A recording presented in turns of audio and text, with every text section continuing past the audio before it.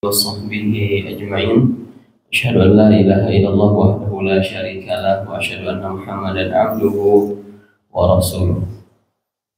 Puji dan syukur kita panjatkan kepada Allah Subhanahu wa Ta'ala yang telah mengaruniakan kepada kita berbagai macam nikmat yang banyak tentunya, yang dengan kenikmatan itu kita bisa menjalankan kewajiban kita sebagai seorang muslim.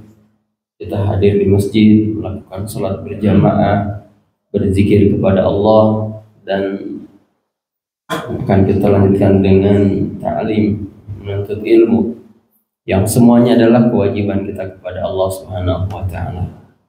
Kita tahu bahwa kewajiban kita kepada Allah bukan hanya sholat, zakat, saum, haji, tetapi menuntut ilmu juga adalah kewajiban. Sebagaimana Nabi sallallahu alaihi wasallam bersabda, "Thalabul ilmi fardhatun ala kulli muslimin." Menuntut ilmu itu wajib bagi setiap muslim. Jadi orang-orang yang tidak menuntut ilmu, yang tidak mau mendengar ilmu, maka mereka berdosa. Ya, berdosa karena menuntut ilmu hukum asalnya adalah wajib, dan ini bagi seluruh muslim, baik laki-laki maupun perempuan. Hadirin rahimakumullah, di kesempatan pagi ini insyaallah akan kita melanjutkan pembahasan tentang al-iman bil yaumil akhir. Iman terhadap kehidupan akhir, terhadap hari kiamat. Kalau kita melihat ayat-ayat Al-Qur'an dan hadis yang sahih, maka kita akan dapati ungkapan bahwa kiamat itu memang sudah dekat. Umpamanya di dalam surat Al-Ahzab Allah berfirman, "Yas'alunaka 'anis sa'ah qul innamal 'ilmuha 'indallah wa ma yudrika la'alla sa'ata takunu qariba." Orang-orang bertanya kepada Muhammad tentang hari kiamat, kapan terjadinya?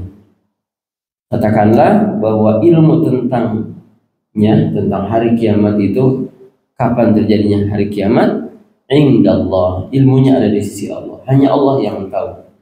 Wa ma yudrika la'alla sa'ata takunu qariba, tapi boleh jadi kiamat itu sudah dekat waktunya. Kemudian banyak sekali tanda-tanda hari kiamat yang tampak, yang menjadi petunjuk bahwa memang hari kiamat itu sudah dekat. Ya, kita dapati tanda-tanda hari kiamat yang disebutkan baik di dalam ayat maupun hadis Nabi SAW yang sahih, itu sudah hadir hari ini, sudah hadir dalam kehidupan kita. Allah Subhanahu wa Ta'ala berfirman di dalam surat Al-Anbiya ayat 1 yang artinya, "Iqtaraba linasi hisabuhum wa hum fi ghaflatin mu'ridun." Telah dekat kepada manusia hari perhitungan. Hari perhitungan segala amal, sedang mereka dalam keadaan lalai, lagi berpaling darinya. Ini pun menunjukkan, ayat ini menunjukkan bahwa hari perhitungan amalan manusia itu, hari kiamat, sudah dekat. Tetapi sebagian besar manusia dalam keadaan berpaling darinya, lalai darinya. Dalam ayat yang lain, innahum yarawnahu ba'ida wa narahu qariba. Mereka Muhammad memandang siksaan itu jauh. Maksudnya orang-orang kafir. Orang-orang kafir menganggap hari kiamat itu masih jauh. Ya, nyantai saja. Akhirnya mereka melakukan apa saja yang mereka inginkan oleh hawa nafsunya. Ya, apa-apa yang diinginkan oleh hawa nafsunya, meskipun itu adalah kemaksiatan. Karena mereka menganggap yarawnahu ba'idan, masih menganggap hari kiamat itu masih jauh lah. Ya. Tapi Allah katakan wa narahu qariba, tapi kami melihatnya dekat. Di ayat yang lain Allah katakan iqtarabatis sa'ah wa ansyaqqal qamar. Telah dekat hari kiamat dan telah terbelah bulan. Bulan ini telah terbelah di zaman Nabi sallallahu alaihi wasallam. Dan ini adalah tanda dekatnya hari kiamat. Dan ayat-ayat yang lain yang ada dalam Al-Quran yang senada dengan ini, yang menunjukkan bahwa kehidupan alam dunia ini akan segera berakhir dan akan berpindah ke kehidupan alam lain, di mana seorang akan menerima balasan atas apa yang telah ia kerjakan. Kalau dia berbuat baik, maka dia akan mendapatkan balasan baik, dan atas keburukannya, kejahatannya, dia akan mendapatkan balasan yang semisal. Bahkan Nabi SAW menyebutkan jarak antara diutusnya aku dengan terjadinya hari kiamat itu seperti ini, dekat. Ya, bahkan diutusnya Nabi Muhammad SAW itu juga termasuk tanda di antara tanda-tanda dekatnya hari kiamat. Ya. Dari Nabi SAW sampai hari ini berapa jaraknya itu, Pak? Udah berapa tahun sejak Nabi Muhammad SAW diutus jadi Nabi sampai hari ini? 1448 ya. Ada. Sudah 1448 tahun, hampir 1500 tahun. Sehingga ada yang bertanya, katanya sudah dekat, tapi ini udah mau 1500 tahun kok belum terjadi juga hari kiamat. Jarak dari Nabi SAW kepada jarak Nabi SAW dengan kita yaitu 1500 tahun itu jauh lebih dekat ketimbang usia bumi ini. Usia bumi ini lebih tua lagi, ya. Sehingga jarak diutusnya Nabi Muhammad SAW dengan terjadinya hari kiamat itu jauh lebih dekat dibanding dengan usia bumi ini. Jadi dikatakan dekat itu ketika pembandingnya adalah usia bumi. Bumi ini sudah sangat tua. Hadirin rahimakumullah, kita masuk ke tanda-tanda kiamat. Tanda-tanda kiamat. Tanda-tanda kiamat itu oleh para ulama dibagi dua. Ada tanda-tanda kiamat kecil dan ada tanda-tanda kiamat besar. Ya. Tanda-tanda kiamat kecil dan tanda kiamat besar. Kalau tanda kiamat besar adalah tanda yang menunjukkan bahwa kiamat betul-betul sebentar lagi. Ya. Betul-betul sebentar lagi. Nah, tanda-tanda kiamat kecil ini tersebar banyak di dalam hadis-hadis sahih Nabi sallallahu alaihi wasallam dan jumlahnya sangat banyak. Yang ditulis oleh muallif dalam kitab ini disebutkan ada 56 ciri, ya, 56 tanda bahwa kiamat itu sudah dekat, atau tanda bahwa hari kiamat itu tidak lama lagi akan terjadi. Di antara tanda-tanda hari kiamat yang disebutkan oleh Nabi Sallallahu Alaihi Wasallam, pertama adalah diutusnya Nabi Muhammad Sallallahu Alaihi Wasallam. Jadi utusnya Nabi Muhammad adalah tanda bahwa hari kiamat sudah dekat. Kedua, meninggalnya Nabi Muhammad SAW. Kemudian penaklukan Baitul Maqdis. Baitul Maqdis hari ini sedang dalam keadaan terjajah, ya, oleh Israel. Tetapi sebelumnya telah dibebaskan oleh Umar bin Khattab radhiyallahu anhu dari tangan Romawi. Ya. Lalu kemudian setelah itu dikuasai lagi oleh Romawi, dibebaskan lagi oleh Salahuddin, dan sekarang dikuasai lagi, dan insya Allah nanti akan dibebaskan lagi. Penaklukan Baitul Maqdis. Kemudian adanya wabah Amwas, ya. Amwas itu sebuah daerah di Palestina yang berdekatan dengan kota Ramallah, dan wabah Amwas ini terjadi pada zaman Umar bin Khattab. Ini ada tanda terjadinya hari kiamat. Kemudian melimpahnya harta benda sehingga tidak ada seorang pun yang mau menerima sedekah. Ini pernah terjadi di zaman Khalifah Umar bin Abdul Aziz. Ya. Dan ini akan terulang lagi, sebagaimana disebutkan dalam hadis yang sahih bahwa di antara tanda dekatnya hari kiamat, kelak manusia akan mengalami kemakmuran yang merata sampai-sampai orang itu bingung mencari siapa yang bisa menerima sedekahnya. Sudah pada kaya. Kemudian munculnya berbagai macam fitnah, seperti munculnya fitnah di wilayah timur. Kemudian fitnah terbunuhnya Utsman bin Affan. Jadi terbunuhnya Utsman bin Affan itu adalah fitnah yang merupakan tanda hari kiamat. Fitnah yang dimaksud itu huru-hara, kekacauan. Ya, jadi fitnah di sini bukan tuduhan sebagaimana fitnah dalam makna bahasa Sunda atau bahasa Indonesia. Kamu jangan menfitnah saya, nah, itu bukan. Tapi fitnah yang dimaksud di sini adalah huru-hara, kekacauan. Terbunuhnya Utsman bin Affan atau fitnah terbunuhnya Utsman bin Affan adalah tanda hari kiamat. Kita tahu Utsman bin Affan ini wafatnya dibunuh oleh para pemberontak yang mengepung rumahnya selama 2 minggu. Rumahnya dikepung selama 2 minggu. Ya, mereka menuntut apa-apa yang dianggap tidak sesuai dengan keinginan mereka. Ya, sampai kemudian di suatu malam Utsman bin Affan sedang membaca Al-Quran, lalu kemudian mereka masuk ke dalam rumah, mendobrak rumahnya dan membunuh Utsman dalam keadaan sedang membaca Al-Quran. Kemudian terjadinya perang unta. Ya, perang unta, Mu'iqatul Jamal. Ini terjadi antara pihak Ali bin Abi Thalib dengan Aisyah radhiyallahu anha, istri Nabi sallallahu alaihi wasallam. Kan setelah Rasul wafat diganti oleh Abu Bakar, diganti oleh Umar. Ya, Abu Bakar wafat diganti oleh Umar, Umar wafat diganti oleh Utsman. Utsman wafatnya dibunuh tadi, ya. Setelah Utsman wafat diganti oleh Ali bin Abi Thalib.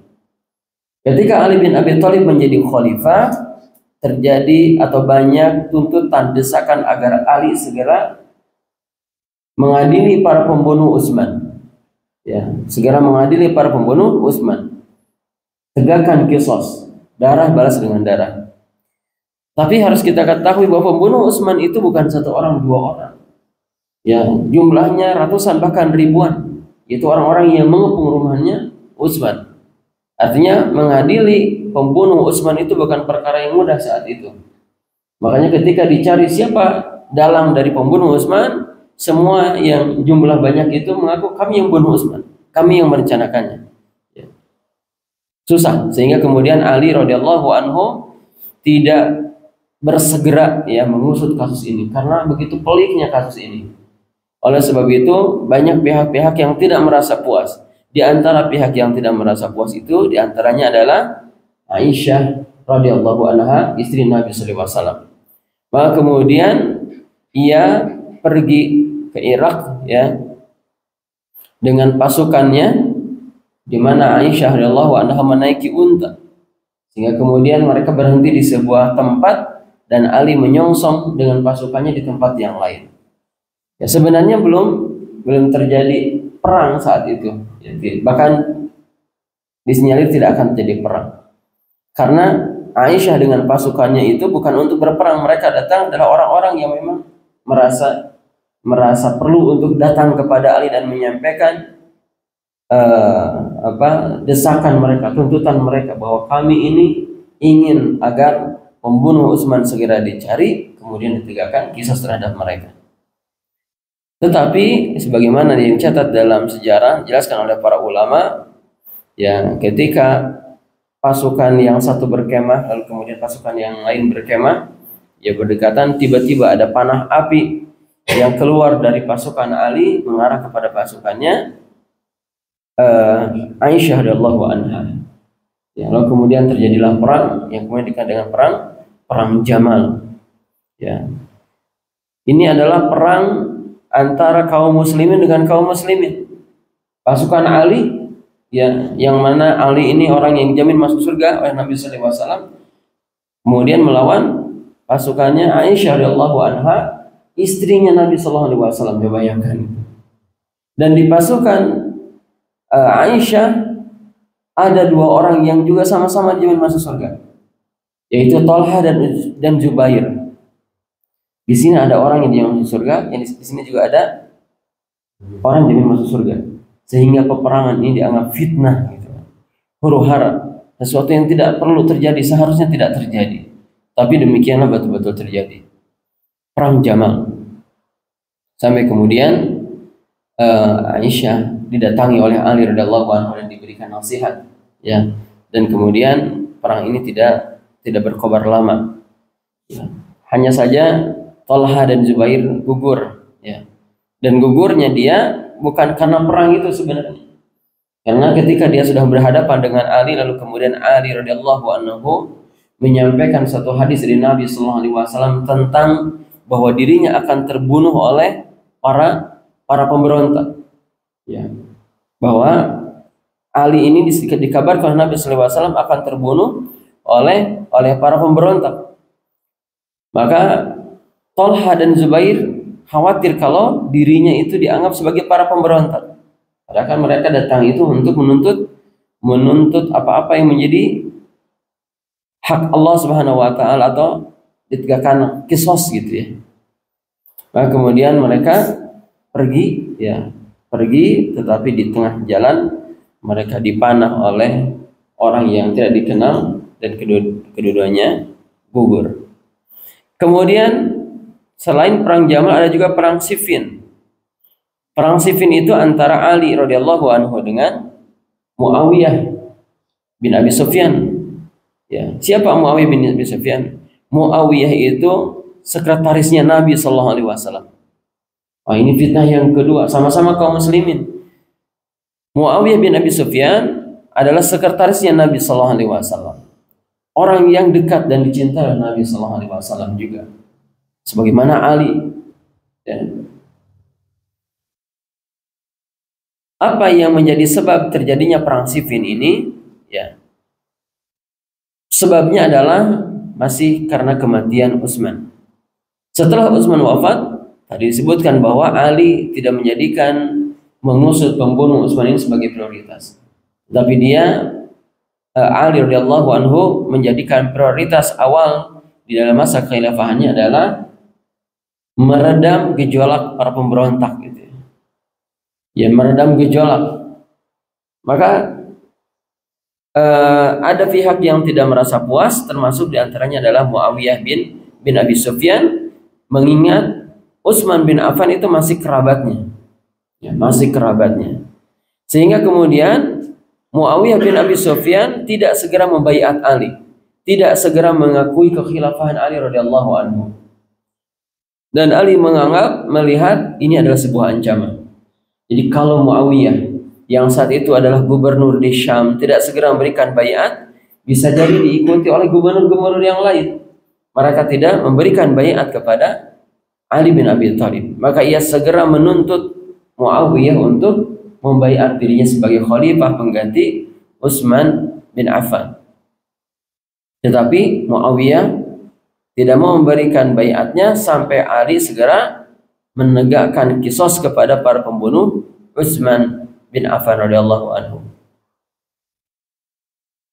Tetapi mentok sehingga akhirnya kemudian Ali mengumpulkan pasukannya dan Muawiyah mengumpulkan pasukannya sehingga terjadilah perang besar, ya, jauh lebih besar ketimbang perang Unta dengan Aisyah. Ya, mereka berperang di Siffin dan korban mencapai ribuan. Dua-duanya kaum muslimin.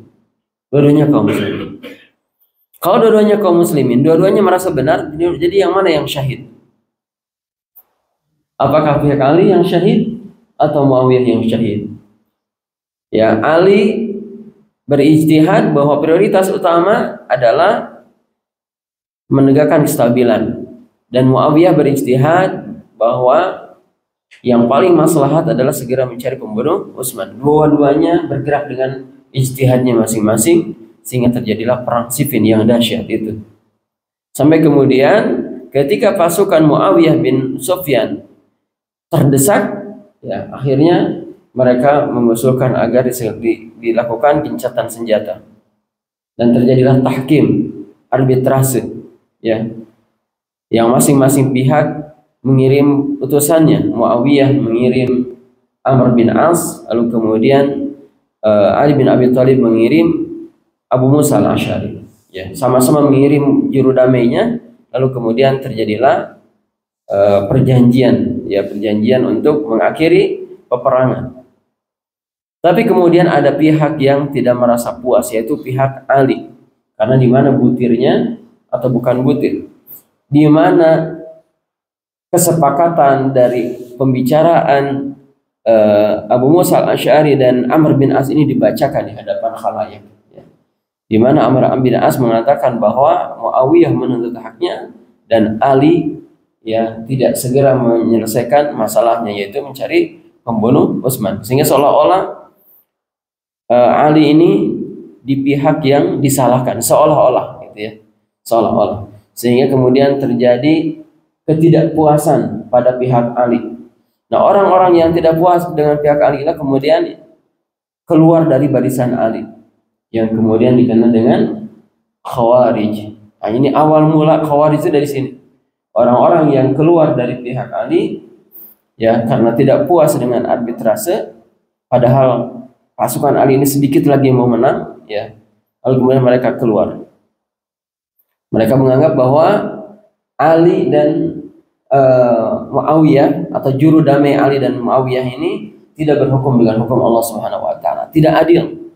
Maka kemudian mereka mengkafirkan Ali dan mengkafirkan Muawiyah. Inilah awal munculnya Khawarij, ya. Awal munculnya Khawarij. Perang Siffin. Lalu kemudian munculnya Khawarij ini juga termasuk tanda di antara datangnya hari kiamat. Kemudian terjadi lagi berbagai tradisi atau kebiasaan umat-umat terdahulu. Sebagian ulama mengatakan terjadinya perang Harrah, ya, yaitu perang antara penduduk Madinah dengan pasukan Yazid bin Abu Sufyan pada tahun 63 Hijriah. Ini juga dianggap fitnah yang merupakan tanda dekatnya hari kiamat. Hadirin rahimakumullah, tanda datangnya atau tanda-tanda kiamat kecil berikutnya adalah munculnya nabi-nabi palsu. Ya, munculnya nabi-nabi palsu. Munculnya nabi palsu itu sudah ada sejak zaman dulu. Zaman Abu Bakar ada Musailamah, ya. Kemudian dengan generasi berikutnya terus di sepanjang zaman ada nabi-nabi palsu. Mungkin kayaknya yang paling banyak di zaman kita ini. Di Bandung aja udah berapa Pak ya? Di Bandung, di Garut gitu. Ya, di Indonesia ini banyak sekali orang-orang yang mengaku nabi, dan mereka itu yang mengaku nabi itu tanda bahwa memang kiamat ini sudah dekat. Banyak sekali orang-orang yang mengaku nabi, dan mereka ini nabi-nabi palsu. Kemudian munculnya api di Hijaz. Munculnya api di Hijaz. Ya, ini pernah terjadi ya di Hijaz. Munculnya api yang tak datang dari mana. Kemudian nanti akan tersebar rasa aman. Ya. Akan tersebarnya rasa aman. Ini dan ini tanda datangnya hari kiamat atau tanda-tanda kiamat. Tersebarnya rasa aman. Rasa aman akan tersebar sehingga penduduk bumi ini betul-betul merasakan keamanan. Pertempuran orang-orang Turki. Orang-orang Turki berperang di berbagai macam medan laga, ya. Melawan Mongol, melawan melawan Eropa, ya. Melawan Romawi. Termasuk sebelumnya melawan kaum muslimin sampai kemudian mereka menerima Islam. Pertempuran orang-orang non-Arab yaitu dengan Persia ini sudah terjadi. Kemudian disia-siakannya amanah. Yang dimaksud dengan disia-siakannya amanah, banyaknya orang-orang yang tidak kompeten menerima amanah, ya. Orang-orang yang sebenarnya dia tidak pantas dan tidak sanggup memegang amanah, lalu kemudian dia memaksakan diri mengambil amanah itu. Amanah yang berat, ya. Jadi para pemimpin padahal mereka enggak punya kapasitas untuk menjadi seorang pemimpin.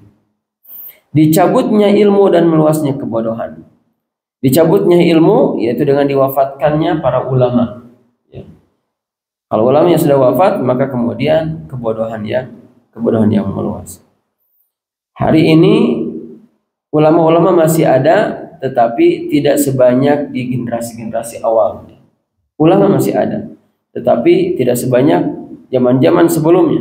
Sudah banyak diwafatkan oleh Allah Subhanahu wa taala. Lalu kemudian banyak juga yang ngaku-ngaku ulama, yang ngaku-ngaku ulama. Bahkan banyak orang-orang yang bodoh dari agama, tetapi kemudian ia berlaga sebagai ahli agama yang berbicara tentang agama, berbicara tentang masalah umat tanpa ilmu. Istilahnya ruwibidah. Ya. Dia mengeluarkan fatwa, dia berbicara ini dan itu tentang agama, dan dia tidak memiliki ilmu tentangnya. Dan meluasnya kebodohan, ya. Meluasnya banyak kebodohan. Banyak kaum muslimin yang tidak mengetahui tentang kewajiban-kewajiban agama, hak-hak Allah Subhanahu wa taala atas dirinya. Dia tidak mengetahui apa yang menjadi hak Allah Subhanahu wa taala atas dirinya. Tidak mengetahui hak Islam pada hartanya, pada waktunya, ya, pada apa yang ada pada dirinya. Kemudian banyaknya pembela kezaliman. Ini tanda yang ke-14. Banyaknya para pembela kezaliman. Sudah jelas melakukan kezaliman, masih juga dibela. Ya. Entah itu di pengadilan atau di luar pengadilan. Maraknya perzinahan. Di zaman kita ini, iklan ngajak zina itu sudah terang-terangan. Ya, masuk ke ruang-ruang pribadi kita bahkan. Ya, kalau kita membuka HP, membuka aplikasi, membuka sosial media, iklan-iklan untuk berbuat mesum itu terang-terangan sekali, ya. Nggak mungkin iklan-iklan itu muncul kecuali karena memang perzinahan sudah marak, dan itu sudah menjadi satu yang diketahui oleh khalayak banyak, ya. Terjadi banyak perzinahan, perselingkuhan, ya. Perempuan yang sudah bersuami, laki-laki yang sudah beristri, yang melakukan perzinahan di tempat-tempat tertentu. Waliyahudzubillah. Bahkan perzinahan ini juga kemudian marak ke generasi muda, anak-anak SMA bahkan SMP. Waliyahudzubillah. Di antara mereka sudah ada yang banyak melakukan hubungan suami istri. Kemudian meluasnya praktek riba. Ini tanda-tanda kiamat kecil. Meluasnya riba. Bahkan riba hari ini dilembagakan. Ya. Riba hari ini punya lembaganya, ada badan usahanya, ya. Dan bahkan sampai seolah-olah susah hari ini kalau untuk bisa untuk bisa tidak melepaskan diri dari riba, karena hampir riba itu masuk ke semua ini kehidupan, ya. Orang melakukan ini, melakukan itu, ingin ini, ingin itu, selalu bersentuhan dengan riba. Betul-betul meluas praktek riba ini. Kemudian yang ke-17, munculnya berbagai alat musik dan penghalalan atasnya. Kaum muslimin dengan alat musik ini seperti sesuatu yang nggak bisa dipisahkan, seperti sahabat, ya. Seolah-olah bukan sesuatu yang dilarang oleh agama. Pada Nabi Sallallahu Alaihi Wasallam mengingatkan bahwa tidak akan terjadi hari kiamat sampai kemudian orang-orang menghalalkan alat musik, khamr, dan perzinahan.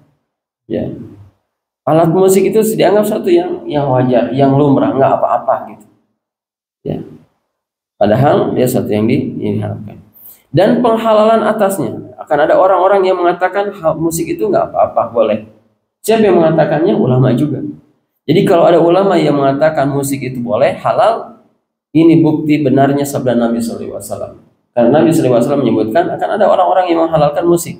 Siapa itu? Nah itu, para ulama itu, para ustadz itu tuh. Ya.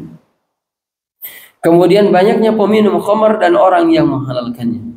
Banyak peminum khamr, orang minum khamr dan yang menghalalkannya.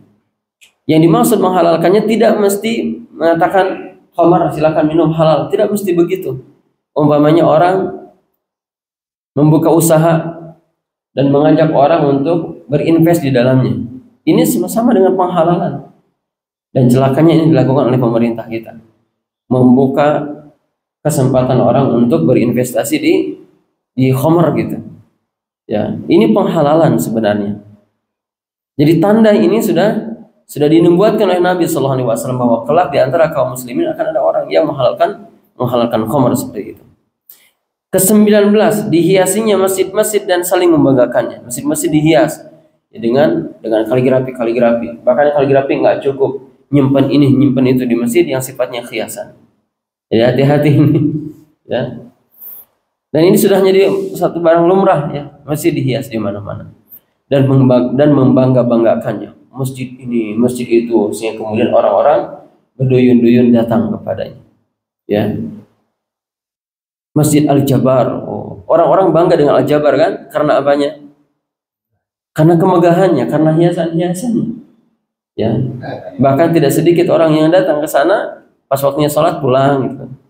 Atau saat adzan, salat-salat berjamaah didirikan, mereka masih sibuk aja menikmati masjid. Padahal masjid itu untuk sholat, ya, untuk sholat. Dan orang-orang datang ke sana bukan untuk sholat, tapi untuk jalan-jalan, untuk wisata. Masjid jadi tempat wisata. Bahkan Nabi SAW mengatakan, la tatashaddu rihal illa ila thalathatil masajid. Nggak boleh kita ini memaksa-maksakan diri mengunjungi, ya, melakukan perjalanan, melakukan safar kecuali untuk ketiga masjid. Masjidil Haram, Masjid Nabawi, dan Masjidil Aqsa. Ya, nggak usah maksa-maksain datang ke Al-Jabar sampai kemudian macet gitu ya. Sampai kemudian macet. Karena pahala salat 2 rakaat di sini dengan di sana sama. Nggak ada yang membedakan. Makanya kalau mau memaksakan diri, ya ke sana ke Masjidil Haram, karena 2 rakaat di sana lebih baik daripada 2 rakaat di sini, kan gitu. Tapi kalau di Al-Jabar sama, tidak berkurang sama tidak beda sama sekali, sama persis. Jadi dihiasinya masjid-masjid dan saling membanggakannya adalah tanda di antara tanda-tanda kiamat. Kemudian saling meninggikan bangunan, ya.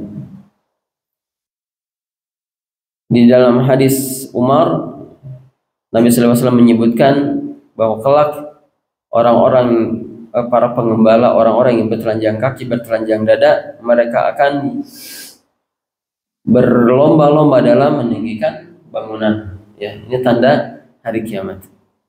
Yatatawwaluna fil bunyan, berlomba-lomba di dalam meninggikan bangunan. Kemudian tanda berikutnya, seorang budak perempuan akan melahirkan tuannya. Budak perempuan melahirkan tuannya. Ulama menjelaskan bahwa yang dimaksud kelak akan terjadi pembebasan negeri oleh kaum muslimin. Ini sudah terjadi sebenarnya. Terjadi pembebasan negeri oleh kaum muslimin, yang kemudian kaum muslimin mendapatkan banyak tawanan budak dari pihak perempuan, yang kemudian, ya, mereka memiliki anak dari para budak itu. Kan status anaknya tetap sebagai orang merdeka, bukan budak. Ya, kendati pun ibunya seorang budak. Ini yang dimaksud dengan budak perempuan melahirkan tuannya. Kemudian akan terjadi banyak pembunuhan. Ya. Akan terjadi banyak pembunuhan. Ya, hampir setiap hari media-media massa menganggap adanya pembunuhan. Menyebutkan adanya pembunuhan di sini, di sana, dengan berbagai macam motif, sehingga akhirnya kita mendengar kasus pembunuhan itu seperti biasa gitu. Ya. Ada pembunuhan di sini, ada pembunuhan di sana. Sebabnya macam-macam. Ada yang pembegalan, ada yang KDRT, ada yang berbagai macam. Ini adalah tanda kiamat kecil. Dan memang Nabi SAW menyebutkan tidak akan terjadi hari kiamat sampai terjadinya banyak pembunuhan. Kemudian ke-23, waktu berjalan berasa begitu cepat. Ya, kita merasakan sendiri, Pak, ya. Waktu ini terasa cepat sekali. Tiba-tiba udah Sabtu lagi, tiba-tiba udah Jumat lagi, udah Ahad lagi. Begitu cepat terasa waktu ini. Jarak antar pasar begitu dekat. Ini tanda hari kiamat nih. Pasar makin banyak. Bahkan hari ini pasar itu dipegang, Pak. Bukan lagi di sebuah tempat. Setiap orang bawa pasar. Betul nggak, Pak? Di aplikasi ini kita bisa belanja apa saja. Kan itu pasar itu. Bahkan di HP kita ada beberapa pasar. Ya, kita mau belanja sekarang sudah tidak lagi mesti melangkahkan kaki ke sebuah tempat tertentu. Ya, kita bisa membelinya di tempat kita. Jarak pasar begitu dekat, artinya pasar di mana-mana. Dan tanda-tanda berikutnya yang insya Allah akan kita bacakan di pertemuan berikutnya. Masih banyak. Ini baru 24. Sementara yang disebutkan ini ada 56. Tanda-tanda kecilnya, belum nanti tanda-tanda kiamat besarnya yang disebutkan di dalam nas Al-Qur'an dan hadis sahih. Demikian Bapak Ibu sekalian yang kita baca di kesempatan pagi ini. Kita cukupkan. Subhanakallahumma bihamdik asyhadu an la ilaha illa anta astaghfiruka wa atubu ilaik. Wa sallallahu ala Muhammadin wa ala alihi wa sahbihi wasallam. Walhamdulillahi rabbil alamin. Assalamualaikum warahmatullahi wabarakatuh.